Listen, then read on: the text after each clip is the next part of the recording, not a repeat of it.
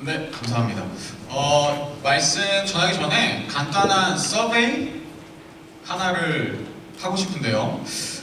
여러분들이 사랑 청년을 생각했을 때 자랑할 만한 두 가지, 아니면 우리 교회를 생각했을 때 자랑할 만한 두 가지 한번 머릿속에 좀 떠오르는 거 있죠? 사랑 청년을 생각했을 때 떠오르는 두 가지. 그거 한번 임원들이 종이를 나눠드릴 텐데요, 펜이랑 한번 생각해보시고 한번 적어보시면 좋을 것 같아요. 사랑 청년을 생각했을 때, 아니면 뭐 우리 교회 공동체를 생각했을 때, 이거는 진짜 좀 자랑할 만하다. 자랑할 만한 거 한 두 가지 정도. 가능하면 이유도 써주셔도 돼요. 두 가지 이상인 사람들은 뭐 두 가지 이상 써도 되고요. 한번 써보세요.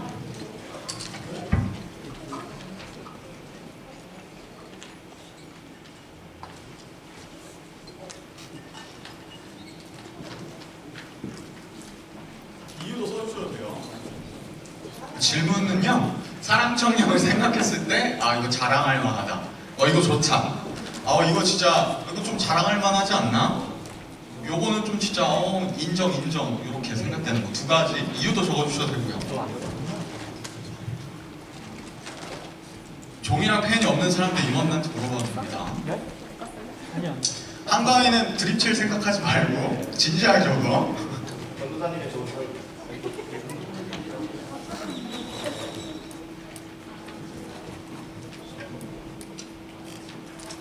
다 벌써 혹시 진지하게 고민하고 기도해보지 않고 벌써 다 적은 사람들이 있죠? 그러신 분들은 종이 비행기를 한번 적어주세요.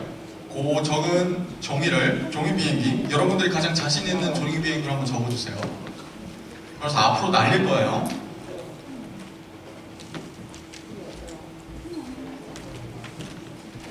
시간이 오래 걸리는 사람들도 있네요. 자랑할 만한 게 도저히 없다. 은별자매의 표정에서 자랑할 만한 게 없다.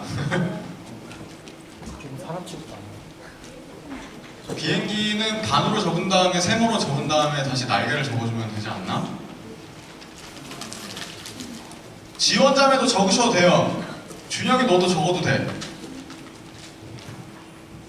비행기를 잘 접어가지고요, 앞으로 날리면 제가 몇 가지를 뽑아가지고 한번 소개를 해주려고 하는데, 아직이야, 아직. 하나, 둘, 셋 하면 날려야지. 김지원? 아니야. 하나, 둘, 셋 하면 날려. 자, 근데 제가 인스타에서 무슨 포스트를 봤는데, 쓰레기통을 바라보는 여자의 관점과 남자의 관점이 다르더라고요. 남자는 농구 골대로 보더라고요, 쓰레기통을. 항상 그래서 날려서 넣으려고 그러고, 여자들은 그냥 쓰레기통으로 보고. 그래서 표적이 있으면 더 좋겠지, 뭐 담을 수 있는 거. 여기에 꼬린 시켜라 이렇게 하면 더 잘 날리겠죠? 나 맞추기?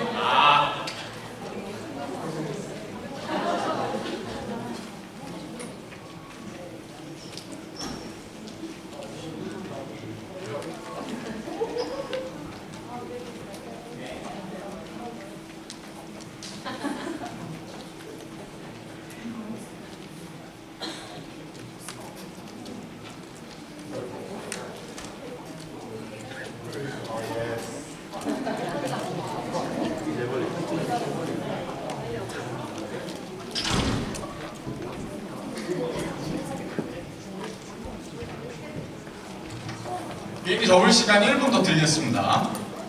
자, 여기다가 꼬리 시키는 거예요.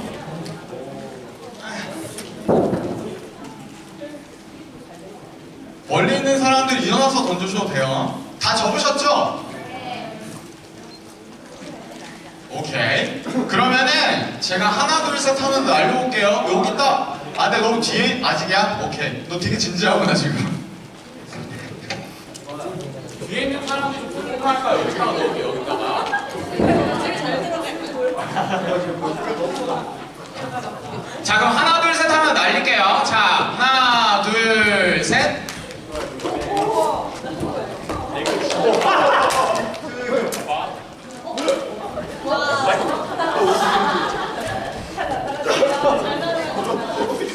오케이.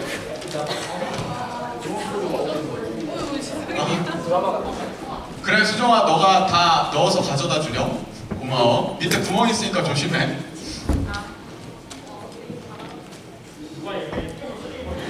그래. 오케이. 멘트 놔주고. 제가 한 세 가지 정도만 소개해볼게요. 이거 쓰레기 누구야, 이거? 이준이요. 이준이? 어차피 멀리 붙어가지고. 펜은 끝나고 임원들한테 주시면 돼요. 오, 이분은 쓰레기처럼 이렇게 접으신 이준이 형제인가? 모르겠네. 남 욕을 안 한다. 첫 번째 남 욕을 안 한다. 저 아니에요. 저 아니에요. 아니야. 남 욕하는가 봐, 우리. 두 번째는 잘 논다. 이런 게 있었고. 오, 요거는 첫 번째 찬양팀 너무 좋아요. 두 번째는 재밌는 조모임과 디스커스? 약간 디스커션. 아, 디스커스. 오, 이것도 첫 번째는 찬양팀 잘함. 아, 잘한데. 두 번째는 말씀 좋음. 두 개만 더 해볼게요. 섞을까? 알았어. 첫 번째는 서로 사랑하는 공동체, 두 번째는 세상을 섬기는 공동체. 섞어서 마지막.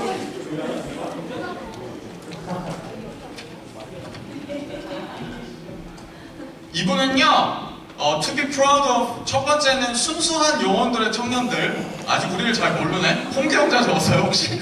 순수한 영혼의 청년들. 두 번째는 은혜로운 설교 말씀. 그리고 목사님, 전도사님, 간사님의 양육에 대한 열정. 우리를 아직 잘 모르네. 아무튼 여러분들도 이렇게 두 가지를 적을 때, 아, 이 공동체에 뭐가 진짜 자랑할 만하지? 어떤 게 되게 좋지? 이런 고민을 해봤을 거예요. 근데 혹시 제가 여러분들이 인디비주얼하게 쓴 이 종이에 쓴 이 두 가지를 보고, 아, 다 쓸데없는 거야. 찬양팀 잘한 거 쓸데없어.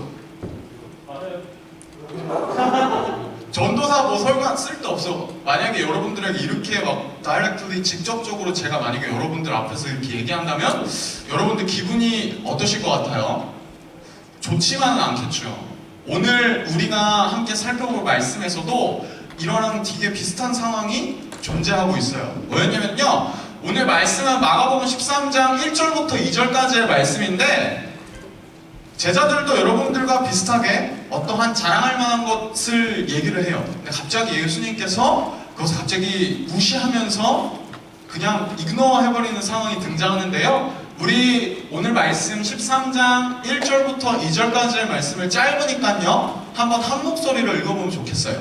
자, 같이 읽어볼게요. 1절이랑 2절입니다. 준비 시작! 예수께서 성전에서 나가실 때에 제자 중 하나가 이르되 선생님이여 보소서 이 돌들이 어떠하며 이 건물들이 어떠하니이까.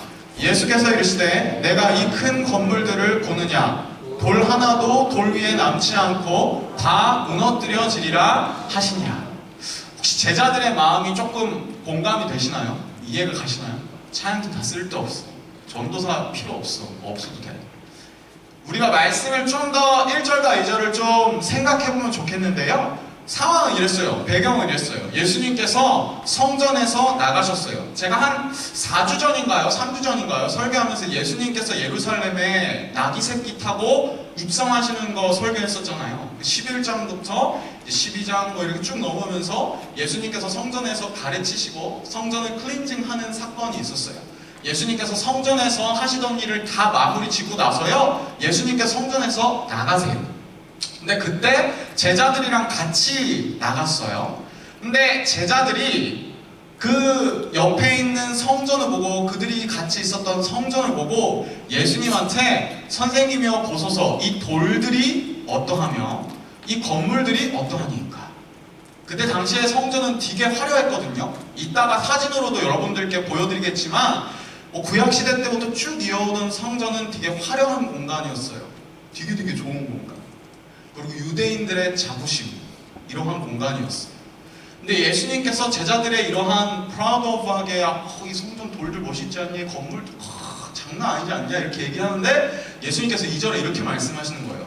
예수께서 이르시되 내가 이 큰 건물들을 보느냐? 돌 하나도 돌 위에 남지 않고 다 무너뜨려지리라 하시니라. 제자들의 막 이러한 기대 섞인 예수님이 봐도 이거 좀 멋있죠? 그래 멋있어. 약간 이러한 리액션을 기대했는데 예수님께서 말도 안 되게 이 건물이 다 무너질 거야. 돌 위에 돌이 남지 않는다는 거는 돌을 쌓아서 건물을 만들잖아요. 돌 위에 돌이 남지 않는 건 그냥 싸그리 다 모습도 없이 쉐입도 없이 그냥 다 무너진다는 거예요. 예수님께서 이런 말씀하셨을 때 제자들의 마음속에 엄청난 서프라이즈 그리고 충격이 있었을 거예요. 제자들의 충격이 그러한 마음의 상처가 얼마나 큰지 좀 더 깊이 이해해보기 위해서는 이 당시의 성전이 어떠한 의미를 가졌는지 알아볼 필요가 있어요. 첫 번째로는 meaning of temple, 그 성전의 그 당시의 의미, 그리고 그 제자들이 얼마나 충격을 받았을지 한번 좀 생각해보면 좋겠는데요. 성전의 역사에 대해서 혹시 아시나요?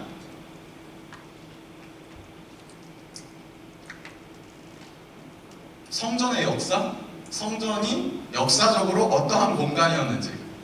보통 제가 이러한 종류의 설명을 할 때, 뭐 구속사에 대해서 설명할 때나 아니면 성전의 역사에 대해서 설명할 때 여러분들이 집중력을 잃으시는 포인트더라고요. 그래서 빨리 한번 해볼게요. 성전의 역사는 구약시대로 넘어가요. 출애굽기.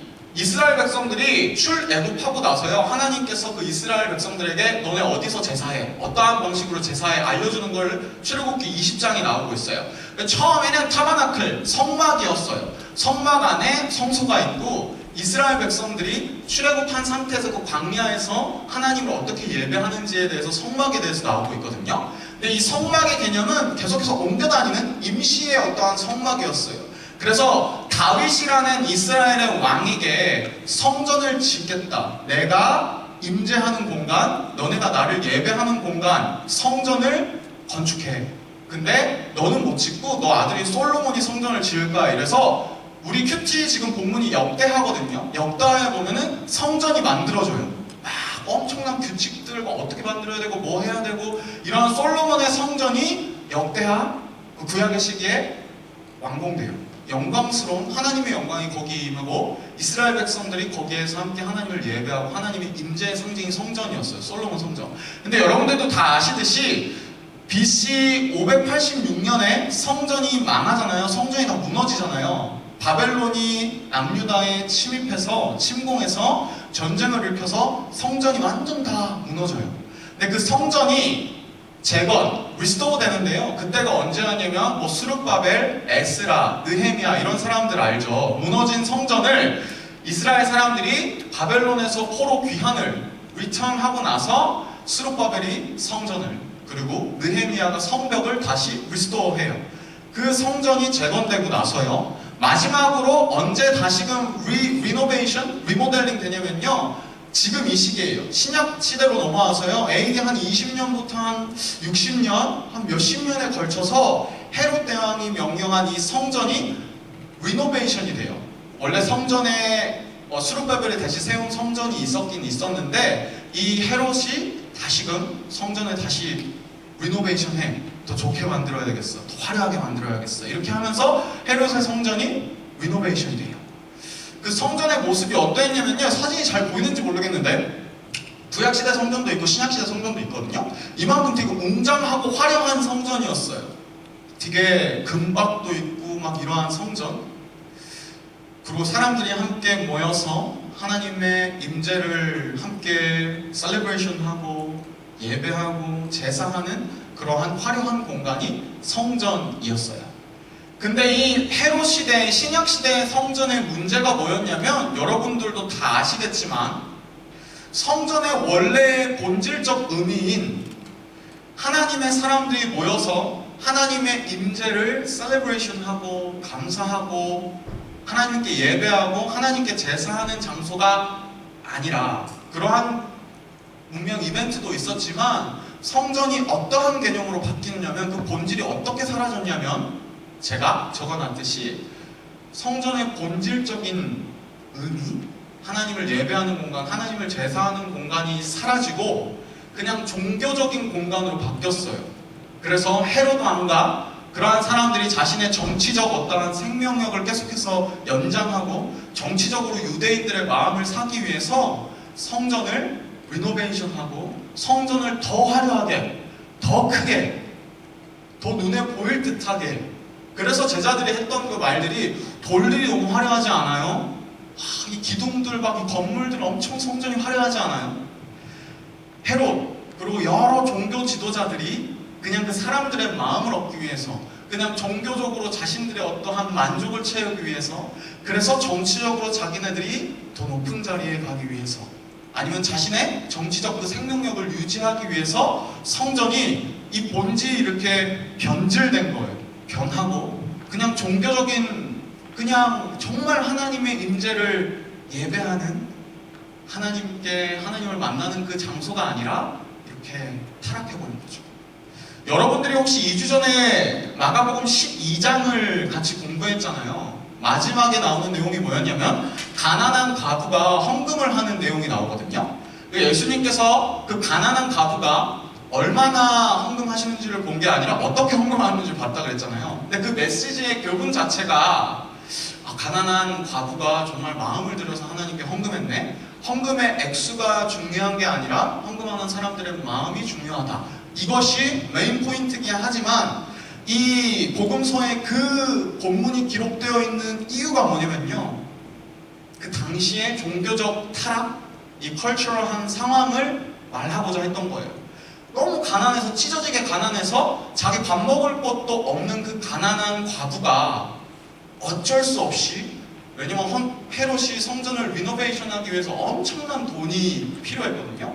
그래서 그냥 사람들한테, 유대인들한테, 가난한 사람이건 부자인 사람이건 간에 돈을 걷었어요. 억지로 도네이션을 막 아스킹 했어요. 그러한 문화를 만들어가지고 가난한 과부가 자기의 먹을 것 그냥 어쩔 수 없이 그냥 다 도네이션 해야 되는 이러한 시대적 상황이 헤롯 성전, 그 당시에 신약시대의 성전 가운데에 있었던 거죠. 그래서 오늘의 말씀에서 예수님께서 성전이 무너질 거야, 돌 위에 돌들도 남지 않고 다 무너질 거야 라고 말씀하시는 그 본질적 이유는 뭐냐면요, 그 목적을 잃고 본질을 잃은 그 성전, 그건 다 무너져 버릴 거야, 이렇게 예수님께서 말씀하고 계신 거예요. 그리고 요한복음을 살펴보면요, 요한복음은 마태, 마가, 누가복음이랑은 조금 다른 관점에서 쓰여진 복음서거든요. 요한복음에서는 성전 클린징하는 사건이 요한복음 2장에 나오고 있어요. 다른 복음서들은 거의 다 마지막 후반부에 나오고 있거든요. 근데 요한복음에만 특이하게 2장에 나오고 있어요. 처음에 나오고 있는데, 요한복음에 어떠한 말씀이 있냐면, 혹시 괜찮으시면 같이 한번 읽어볼까요? 하나, 둘, 셋.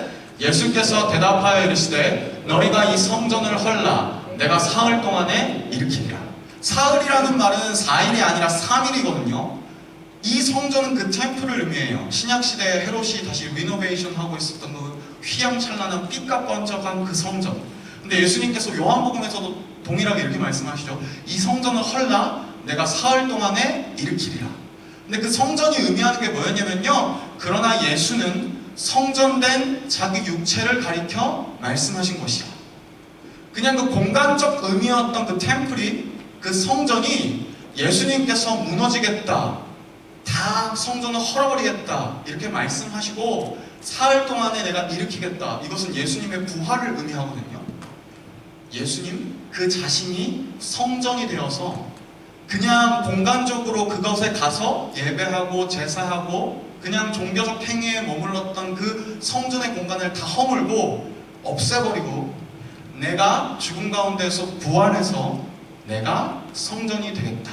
그래서 너네가 이제는 나를 통하여서 하나님께 나아간다. 왜냐하면 성전이 필요했던 이유는 그 안에 지성소가 있어서 하나님을 예배하기 위해서는, 하나님께 제사 드리기 위해서는, 하나님을 만나기 위해서는 우리의 죄 많은 죄 때문에 바로 나아가지 못하고 짐승의 피나 아니면 그 하나님께서 말씀하신 제사의 방식으로 하나님께 나아가야 했어요. 예배를 드려야 했어요. 그래서 성전이 필요했던 거고 성전 안에 지성소가 필요했던 건데, 예수님께서 우리의 모든 죄를 지시고 그 자신이 희생 제물이 되셔서 우리를 위하여 죽으심으로, 우리 죄를 위하여 죽으심으로 이제는 더 이상 성전에서 옛날의 방식으로 제사를 드리면서 하나님께 예배 드리는 게 아니라 예수님을 통하여서 예배하며 나아가게 된 거죠.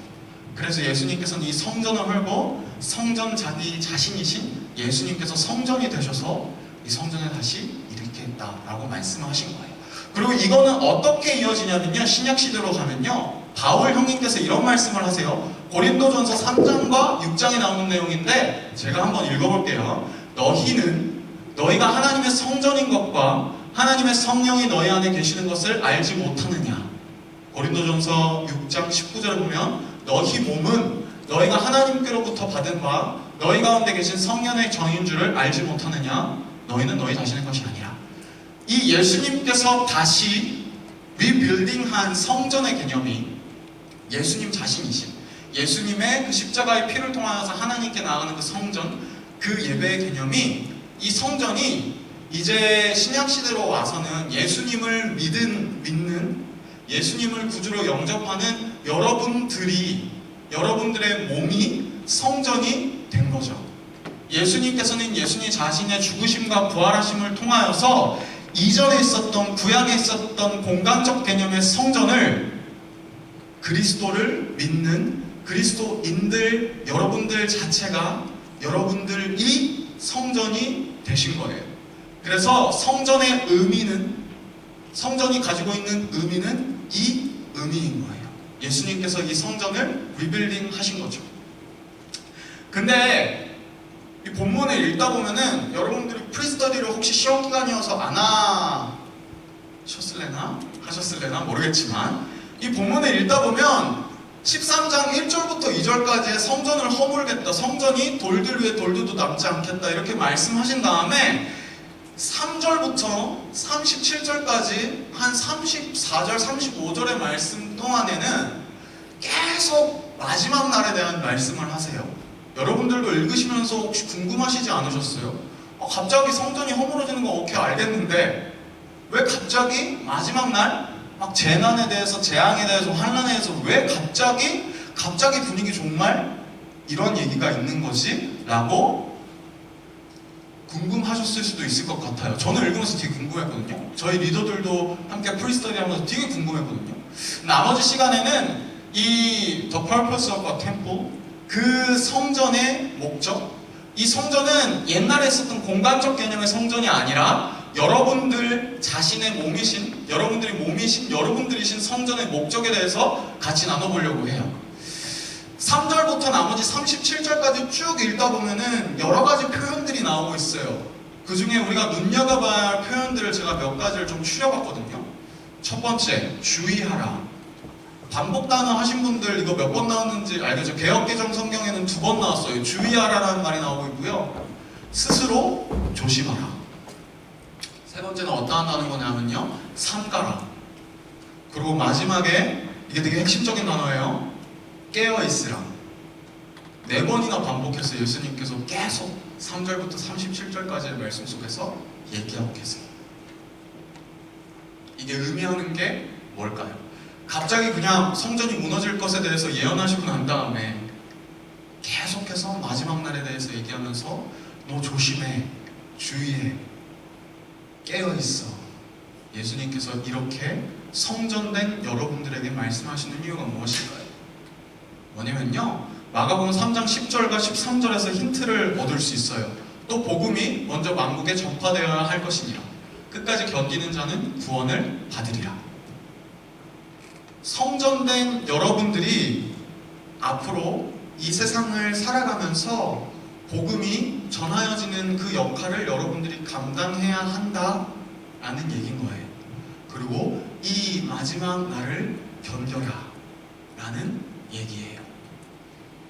예전에 있었던 이 공간적 개념의 성전 있잖아요. 그 템플, 구약시대도 쭉 왔던 이 성전이 예수님을 통하여서 예수님을 믿는 우리가 성전이 되었고, 그 성전된 우리가 마지막 때를 살아가면서 어떻게 살아가야 하냐면, 이 예전에 있었던 성전의 본질적 개념을 우리 가운데 가지고 있으면서 하나님을 우리의 삶으로 예배하는 그 성전이 되어서 복음이 전하여지는 것에 우리가 사용되어야 하는, 우리의 삶을 통하여서 복음이 흘러가야 하는 그 성전의 본질적 개념을 우리가 가지고 있어야 하는, 그렇게 우리가 살아가야 하는, 그리고 그 많은 시험과 재난과 박해와 기근과 그 많은 어려움들 가운데에서 견디고 버티고 다시금 예수님께서 오시는 그날까지 견뎌야 한다,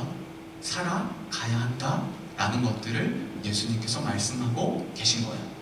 그래서 말씀을 정리해보면요, 미혹이 계속해서 있을 거예요. 여러분들께서도 SBS 계속 공부하다 보면 위혹이라는 단어가 있을 거거든요. 여러분들을 속일 거예요. 거짓된 선지자들이, 자기가 막 예수라고 하는 이단들이 여러분들을 속이는 일도 있을 수도 있고, 아니면 세상이 여러분들을 속일 수도 있고요. 아니면 박해가 있을 수도 있어요. 모든 믿는 자들에게 박해, 어려움. 근데 그 가운데에서 성전으로서 기다려야 해. 그리고 주님이 다시 오실 날을 견뎌야 해. 버텨야 해. 살아가야 해. 그리고 너네들의 삶을 통하여서, 성전된 너네들의 삶을 통하여서 그 예수 그리스도를 전해야 해. 예수님께서는 성전의 무너짐을 얘기하시면서 다시금 육체, 예수 그리스도를 모신 너네가 성전이 될 거야 라고 말씀하고 계시고, 그리고 이어서 계속해서 그 마지막 날을 성전된 우리가 그 성전의 역할을 감당하면서 살아가야 한다 라고 말씀하고 계신 거죠. 말씀을 마무리하려고 해요. 여러분들한테 질문하고 싶은 게 한 가지가 있었어요. 제 스스로에게 질문하는 거기도 하고요.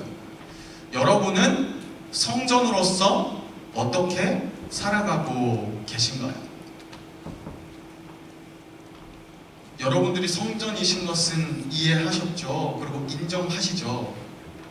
예수님을 믿는 여러분들이 성전인데, 그 성전된 여러분들의 삶을 어떻게 살아가고 계신지 한번 돌아보고 생각해 봤으면 좋겠어요.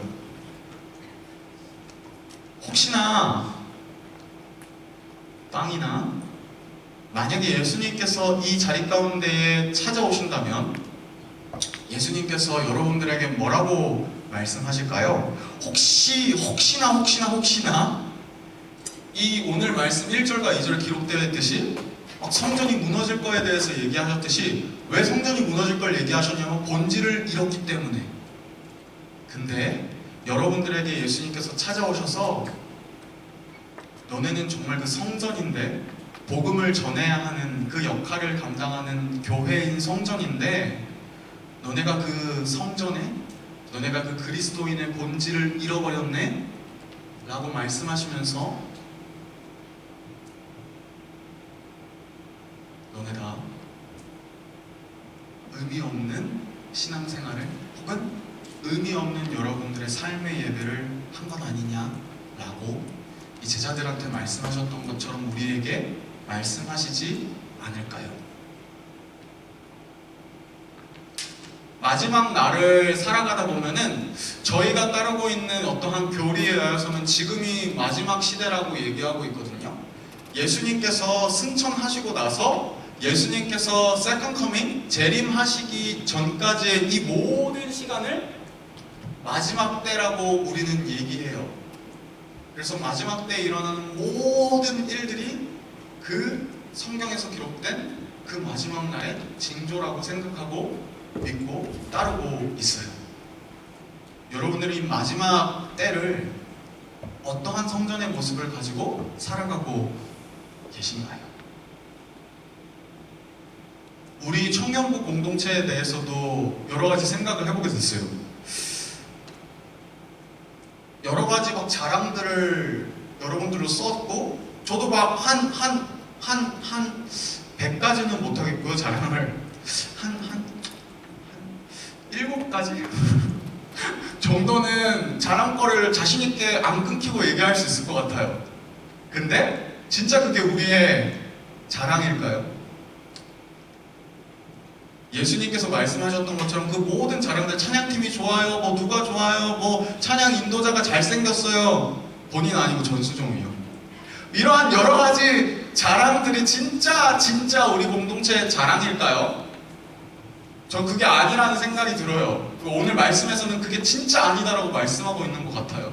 그 모든 자랑들은 찬양팀이 좋은 거, 뭐 한 거, 뭐 따뜻한 거, 뭐 한 거 이것도 좋은 거지만, 그것보다 더 중요한 게 우리 공동체된 교회된 목적, 복음을 전하는 것. 그리고 마지막 때를 기다리면서 세컨드 커밍을 갈망하면서 이 복음을 우리의 삶으로, 성전으로서 살아내는 것. 그게 우리가 진짜로 따라야 할, 그리고 다른 어떠한 것도, 돌들도, 이 건물도 아무것도 자랑이 아니라 예수님 그 한 분만이 자랑이 되는 그것이 우리 공동체가 나아가야 할 방향성이지 않을까라는 생각이 들어요. 그러고 여러분들이 살아가야 할 성전된 삶이지 않을까라는 생각이 들어요. 그래서 이 시간 함께 같이 좀 기도하면서 혹은 오늘 들었던 말씀들 혹은 우리가 함께 찬양했던 것들을 리플렉트 하면서요 고민했으면 좋겠어요. 먼저는 이 고민했으면 좋겠어요.